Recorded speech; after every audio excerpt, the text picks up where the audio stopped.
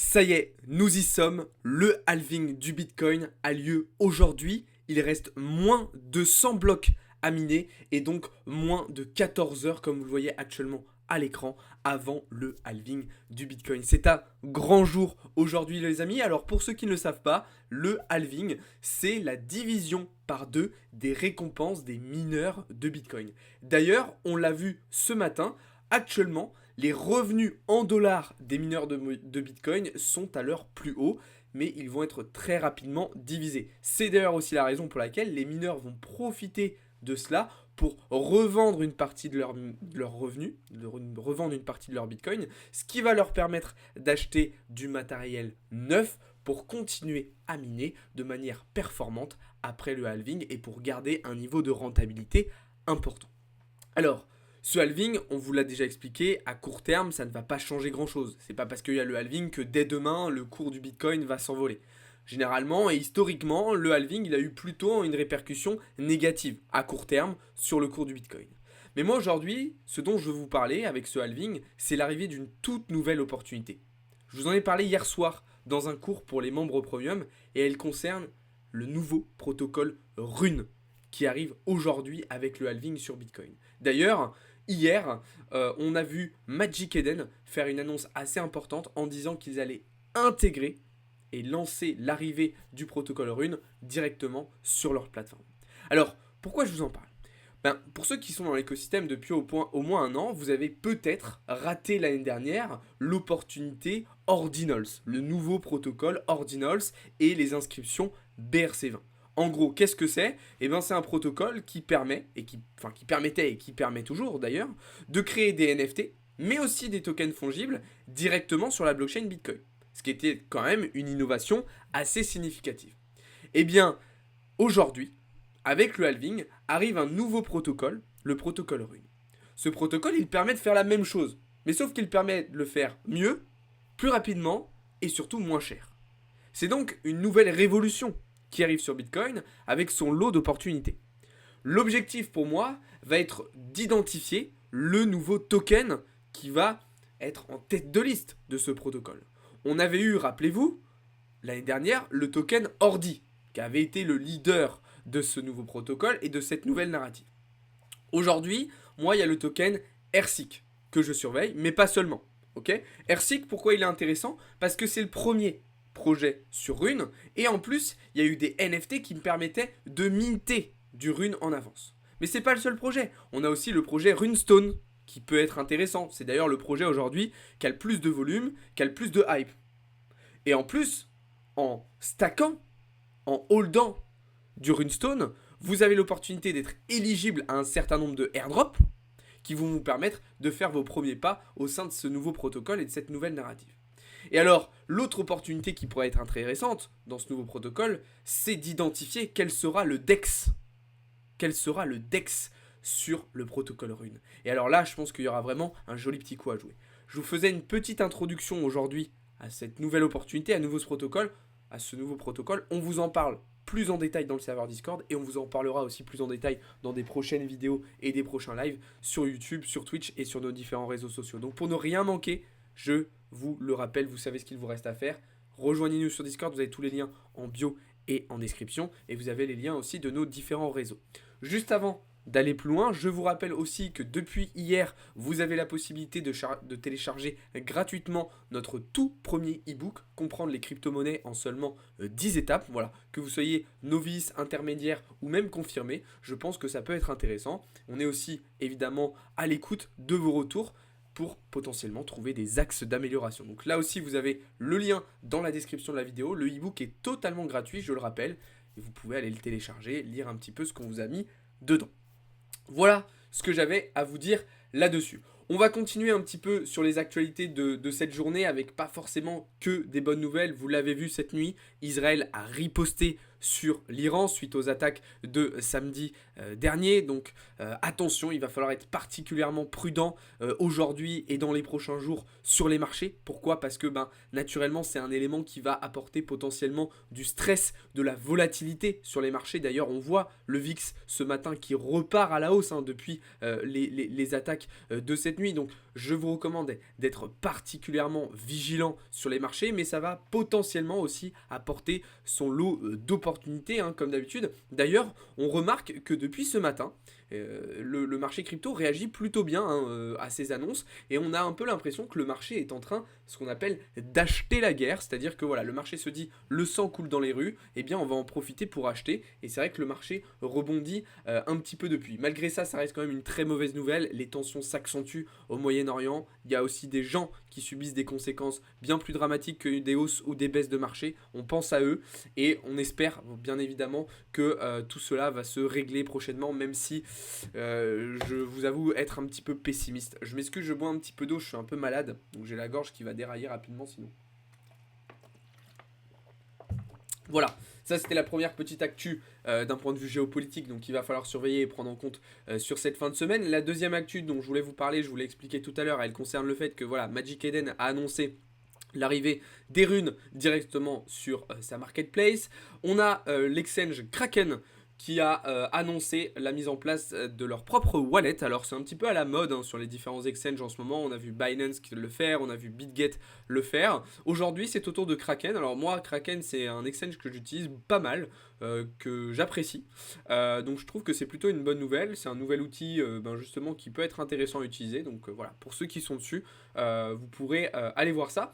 Et dernière petite actu de ce matin concernant un autre exchange, cette fois-ci Binance, et notamment concernant son fonds de réserve. Effectivement, Binance a annoncé hier avoir échangé 1 milliard de dollars de son fonds de réserve de Bitcoin et de BNB notamment en USDC, donc en stablecoin. News qui m'a un petit peu interpellé, je me suis posé la question de pourquoi ce choix. Alors est-ce que c'est parce que Binance s'attend à un retracement de marché plus important et donc ils veulent se protéger, se hedge un petit peu avec du stablecoin? Est-ce que c'est plutôt de la compliance où en fait ils étaient trop exposés au marché, ils n'avaient pas suffisamment de stablecoin au vu des régulations? Je ne sais pas exactement quelle est cette raison. Enfin, quelle est la raison de cette décision? En tout cas, je trouve ça intéressant. Dites-moi ce que vous en pensez, vous, dans les commentaires. Selon vous, pourquoi Binance a pris cette décision? Alors, évidemment, sur l'ensemble de leur fonds de réserve, c'est une toute petite partie. Bien évidemment, je vous dis, ça représente environ 1 milliard de dollars. Donc voilà, on est très très loin des 63 milliards. Mais c'est quand même assez significatif comme décision, surtout dans le contexte actuel. En fait, c'est surtout ça qui est intéressant.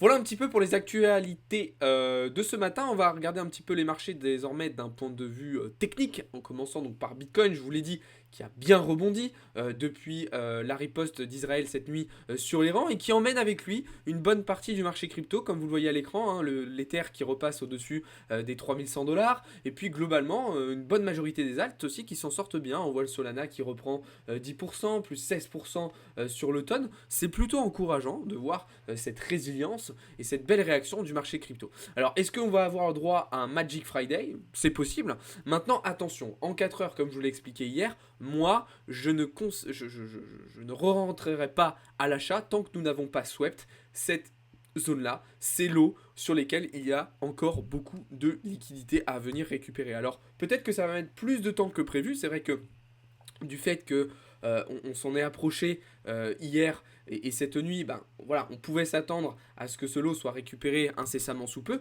mais on peut très très bien aussi, par exemple, voilà, repartir à la hausse et ne venir le récupérer que beaucoup plus tard. C'est tout à fait envisageable. En tout cas, tant que nous n'avons pas récupéré ça, je ne considère pas que nous avons eu un bottom sur le Bitcoin pour le moment.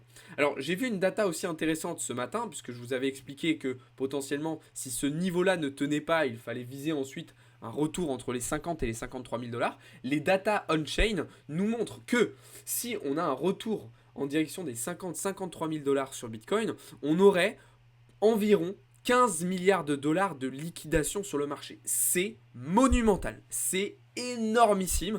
Ça ferait vraiment un gros nettoyage, une grosse purge du marché. Mais du coup, on aurait vraiment un marché, totalement clean qui nous permettrait de repartir de manière totalement saine à la hausse dans les semaines prochaines. Donc ça va être intéressant. D'un autre côté, je me dis qu'il ne faudrait pas qu'on y aille trop vite vers ces 53 000 $. Il faudrait quand même qu'on fasse quelque chose de progressif, quelque chose de sain, puisque de toute façon, quand un mouvement est trop impulsif, par définition, il n'est jamais trop sain.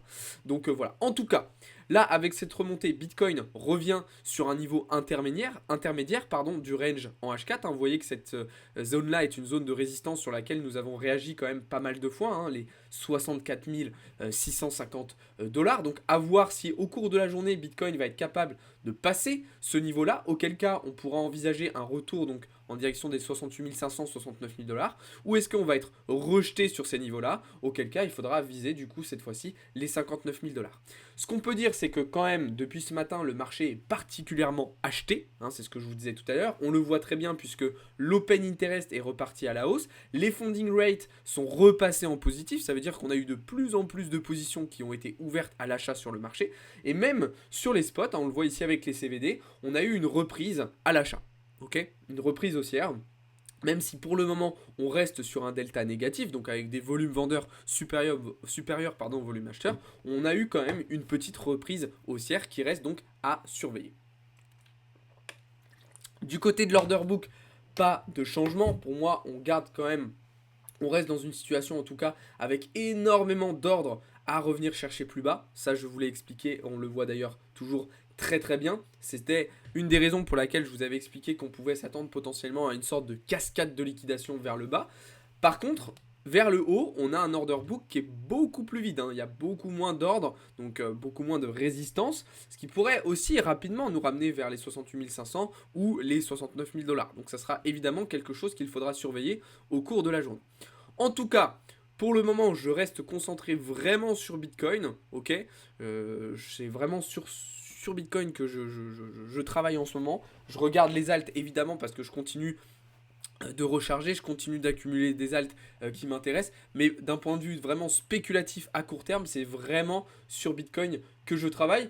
Je surveille un petit peu aussi Ether, sur lequel j'avais envisagé une potentielle prise de position hier, sur le niveau auquel nous sommes actuellement. Effectivement, je vous l'ai expliqué, mais en 4 heures pour moi, Ether a besoin de revenir au moins sur les 2700 $. Et donc à plus court terme, voilà, sur du 15 minutes, il y avait un setup de continuation qui pouvait être intéressant. Donc là, je suis rentré dans ce trade, d'accord, avec une petite size, parce que évidemment, on a un momentum à court terme qui est haussier sur les cryptos, donc je fais très attention. Mais voilà, on a un setup qui selon moi est plutôt intéressant et qui pourrait nous permettre de réaliser quelques petits bénéfices sur cette fin de semaine. Ok, mais attention, on reste vraiment très vigilant au vu de la situation actuelle. Et puis surtout, sur Ether, il faut noter quand même que la dominance du Bitcoin reste forte. D'ailleurs, elle a rebondi cette nuit, ce qui a creusé encore l'écart sur la paire Ethereum-BTC. Donc il faut faire quand même très attention à tout cela. Voilà les amis. Comme je vous l'ai dit, donc il y a des alts qui ont repris des belles couleurs. Moi, je continue d'accumuler, je continue de recharger mes différentes lignes de portefeuille sur les alts pour la suite du bull run. Mais par contre, voilà, j'essaye pas du tout de les travailler sur du court terme ni avec effet de levier parce que je trouve que c'est beaucoup trop risqué dans la situation actuelle. Voilà les amis pour ce qui était du marché crypto, on va désormais pouvoir basculer du côté des marchés financiers traditionnels. On va pour cela refaire un petit retour en arrière, un petit point sur la journée d'hier, okay, qui a été assez intéressante et durant laquelle on a eu pas mal de petites données qui ont été un petit peu surprenantes, j'ai envie de vous dire, notamment sur la Fed de Philadelphie qui a publié son indice manufacturier. Alors les estimations s'attendaient à une petite baisse, hein, enfin une baisse même, j'ai envie de dire assez importante, puisqu'on devait passer de 3,2 à 1,5 et finalement l'indice qui s'est totalement envolé à 15,5. Alors c'est pas forcément une bonne nouvelle parce que déjà que l'inflation a eu du mal à ralentir dans le secteur tertiaire, dans le secteur des services, si aussi dans le secteur manufacturier on a une forte reprise économique, une forte reprise de l'activité économique, ça pourrait participer aussi à un rebond de l'inflation et donc mettre en difficulté encore davantage la Fed face à cette question-là. D'ailleurs, hier, on avait quelques membres du FOMC qui se sont exprimés et ça a été particulièrement intéressant d'écouter Monsieur Williams qui, après avoir parlé, après qu'on ait tous parlé de hard landing, on a ensuite parlé de soft landing, puis dernièrement, on nous parlait de no landing, Williams a employé hier le terme de take-off et donc a envisagé potentiellement une hausse des taux. de la part de la Fed au cours de cette année 2024, étant donné que l'inflation ne ralentit pas et même qu'elle rebondit. Alors ça serait une catastrophe, ok? Je pense que clairement, si la Fed décide de rehausser ses taux, ça va être l'hécatombe sur les marchés. Déjà, on sent bien sur les indices qu'avec les probabilités de pas de baisse de taux cette année, voilà, on a vu le taux à 2 ans remonter, on a vu le taux à 10 ans aussi exploser les 4,6%, même chose sur le dollar américain, et tout ça a amené une pression vendeuse sur les classes d'actifs risqués. D'accord? Donc il va falloir vraiment être très très prudent vis-à-vis de cette situation, et de toute façon, on aura déjà des réponses semaine prochaine, pas aujourd'hui parce qu'aujourd'hui, en termes de catalyseur, on n'a absolument rien du côté US, mais semaine prochaine, je vous en parlerai plus en détail ce week-end, on aura les PMI de services et manufacturiers, on aura le PIB, donc la croissance, et on aura l'inflation vendredi prochain avec les chiffres PCE. D'accord? Donc on aura déjà des premières réponses, des premiers éléments de réponse à l'approche aussi du FOMC qui aura lieu le 1er mai prochain. On est le 19 aujourd'hui, donc ça arrive quand même dans plus très longtemps. Et évidemment, tout cela sera à surveiller. Juste pour revenir sur la macro rapidement, ce matin, on a eu les chiffres de l'inflation, donc avec les datas IPC au Japon, et une inflation qui ralentit plus que prévu, d'accord, au Japon. On devait avoir seulement 0,1 point de pourcentage de baisse sur l'IPC, on a eu finalement 0,2 point de pourcentage de baisse sur l'IPC Core. Je précise, je ne l'ai pas annoté, mais voilà. Sur l'IPC classique, on a eu une petite hausse en passant de 0% d'inflation à 0,2%. Voilà. En tout cas, ce n'est pas forcément des grosses données macro qui nous intéressaient au vu de nos positions actuelles. Je parle bien évidemment. Je rebois une petite gorgée d'eau avant que ma voix déraille et après on passe à la suite. Donc, au vu de tout cela, en termes de prise de position, qu'est-ce qu'on fait? Ah oui, c'est ça la question, c'est ça qui nous intéresse. C'est relativement simple. Déjà, sur le S&P 500 et sur le Nasdaq, tous nos TP ont été touchés cette semaine. Okay, on est même venu beaucoup plus bas que ce qu'on avait envisagé, notamment sur le Nasdaq. Sur le S&P 500, je réfléchis potentiellement pour la semaine prochaine à une nouvelle prise de position, mais pour cela, il faudrait qu'on vienne swept ce niveau-là en 4 heures sur lequel on a laissé pas mal de liquidités avant potentiellement d'envisager une petite reprise haussière vers les 5000 points. Après, ça dépendra aussi évidemment des données macro, mais je pense que c'est pas impossible d'avoir un petit peu de respiration parce que ça fait quand même plusieurs semaines qu'on baisse. Donc, l'idée, ça serait potentiellement d'avoir un setup qui ressemblerait à quelque chose comme ça. Et après, arriver sur ces niveaux-là, soit on réintègre et du coup on a une vraie reprise haussière, soit on est rejeté et dans ce cas-là, on part sur un retracement beaucoup plus profond. D'accord? Ça sera à surveiller.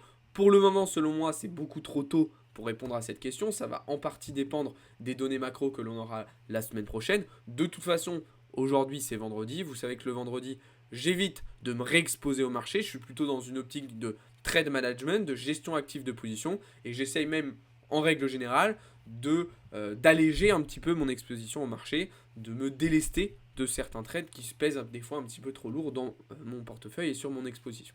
D'accord? Donc ça, c'est pour les indices US. Pour les indices européens, pas de changement. On continue de travailler à la vente le DAX et le CAC 40 avec des positions qui se passent merveilleusement bien. D'ailleurs, pour le CAC, je vous l'avais expliqué il y a 2 jours, mais on avait mis en place une stratégie de renforcement de position avec 3 nouvelles entrées. Au final, finalement, voilà, on va peut-être en faire qu'une seule, une zone de rechargement, puisque voilà, le CAC, je le trouve quand même très très faible cette semaine, et je pense qu'on est bien parti pour aller chercher nos prochaines targets, donc plutôt aux alentours des 7650 points. Voilà ce que je pouvais vous dire sur la partie indice. Sur la partie Forex, désormais, je suis très très content de ma semaine, puisque étant donné l'incertitude sur le dollar américain, j'ai pris la décision d'aller travailler sur des paires un petit peu plus exotiques. Vous le voyez ici sur le GBP/AUD, ce qui m'a permis de réaliser de très très jolis bénéfices. Ça a été le cas aussi sur le GBP/JPY, sur lequel on s'est régalé, notamment cette nuit avec cette belle correction là qui nous a permis de prendre de jolis bénéfices, puisque moi du coup j'avais un premier TP qui était sur ces niveaux là, d'accord, un deuxième évidemment qui sera beaucoup plus bas, tout ça alors qu'on n'a même pas encore réalisé notre deuxième entrée sur le GBP/JPY. Donc vraiment très content de ma semaine sur le Forex, et puis bien évidemment je continue aussi de travailler l'euro GBP à l'achat pour le moment, et je reste écarté, je garde mes distances avec toutes les paires de devises qui vont être concernées directement par le dollar américain, sur lequel pour le moment j'ai trop d'incertitudes, trop peu de confirmations pour envisager quelconque prise de position. On termine avec un petit point sur les matières premières. Donc forcément, le gold qui est reparti un petit peu à la hausse cette nuit avec la riposte d'Israël, mais un mouvement qui a été très rapidement rééquilibré, d'accord? Donc on sent pas à nouveau un affolement absolument extraordinaire des marchés, hein. Tout comme début de semaine, on aurait pu s'attendre à une grosse reprise haussière du gold avec l'attaque de l'Iran samedi dernier. Ça n'a pas été le cas. Et là, on voit très très vite que le mouvement s'est rééquilibré. Donc on reste quand même dans une situation avec des marchés plutôt résilients, plutôt sereins. Et c'est vrai que c'est surprenant. De ce fait, j'ai décidé de re-rentrer en position après m'être fait BE sur ce premier trade en short sur le gold. Parce que pour moi, on a vraiment une belle zone d'intérêt ici. Alors attention, c'est extrêmement risqué, on est sur du contre-tendance, il y a un gros momentum, un gros flux acheteur et aussi actuellement sur le gold, donc c'est très très très risqué. Mais en fait, vu qu'ici j'ai pu prendre un joli petit trade qui a bien fonctionné, vu que globalement sur les tradis je m'en sors bien, en termes de risk management, c'est cohérent pour ma part de prendre ce trade. Et voilà, il y a en plus, j'ai beaucoup de confirmations d'un point de vue price action, donc voilà pourquoi je me permets ce trade-là. Mais encore une fois, c'est très risqué et ne prenez pas ça comme du conseil en investissement. Vraiment, ne copiez pas bêtement ce que je dis, ce que je fais et ce que je vous montre, ça serait totalement débile. Du côté du pétrole, ben pareil, on a eu une petite reprise haussière cette nuit, forcément avec la riposte d'Israël, mais même chose ici, un mouvement qui est très très vite rééquilibré, assez étonnamment. Et donc potentiellement, le cours du pétrole qui pourrait continuer de corriger et revenir potentiellement sous les 80 points dans les prochains jours et potentiellement la semaine prochaine. D'ailleurs, du coup, au final, il y avait quand même un très bon prix d'entrée cette nuit à choper sur le pétrole avec ce retest de cette structure, hein. Donc voilà, on est quand même clairement dans une configuration baissière sur le pétrole. C'était quelque chose que je l'avais très clairement identifié, hein. Je l'avais annoncé, mais j'avais coupé ma position très très très très tôt parce que l'OPEP ne ralentit pas ses coupes de production, parce que justement les tensions s'accentuent au Moyen-Orient, et donc je considérais que c'était trop risqué et très risqué de garder une exposition vendeuse sur le baril. Et au final, le technique, l'analyse technique a pris le dessus sur l'analyse macro et géopolitique. C'est assez rare, mais voilà, ça fait partie du jeu. Pas de regret, même si encore une fois j'ai eu raison. Mais bon, comme je vous le dis, avoir raison sans une bonne exécution, ça ne sert à rien. Vous pouvez avoir la meilleure idée du monde, si vous la mettez pas correctement à exécution, ça ne sert à rien et ça ne vaut rien. Voilà les amis, on arrive au terme de cette vidéo, c'était la dernière matinale trading de la semaine. Il y a eu des petites modifications sur le planning de la fin de semaine, donc cet après-midi on se retrouve pour une dernière session de trading. Le live de Théo qui devait avoir lieu ce soir sera donc demain, d'accord? Et moi mon live débrief hebdo qui devait avoir lieu demain sera donc dimanche. Et bien évidemment par contre on garde le créneau de 14 h pour le cours de trading avec les membres premium. Voilà les amis, j'espère que cette petite vidéo vous a plu. Je sais, ça fait beaucoup d'informations, mais c'était pour finir la semaine en beauté. J'espère que cette vidéo vous a plu. Si c'est le cas, n'hésitez pas à liker. N'hésitez pas à me poser des questions dans les commentaires, à me faire des retours, des propositions, quoi que ce soit. Ok. Et je vous rappelle encore une fois que notre tout premier e-book est désormais disponible. C'est totalement gratuit. Vous avez le lien dans la description. Comprendre les crypto-monnaies en seulement 10 étapes. Voilà, j'espère qu'il vous plaira. N'hésitez pas à aller le lire au soleil en faisant bronzette ce week-end si vous avez du beau temps chez vous. Sur ce, moi je vous souhaite une très très bonne fin de semaine, justement un très bon week-end et je vous dis à très vite. Ciao tout le monde, c'était Alex pour Blockchain Capital.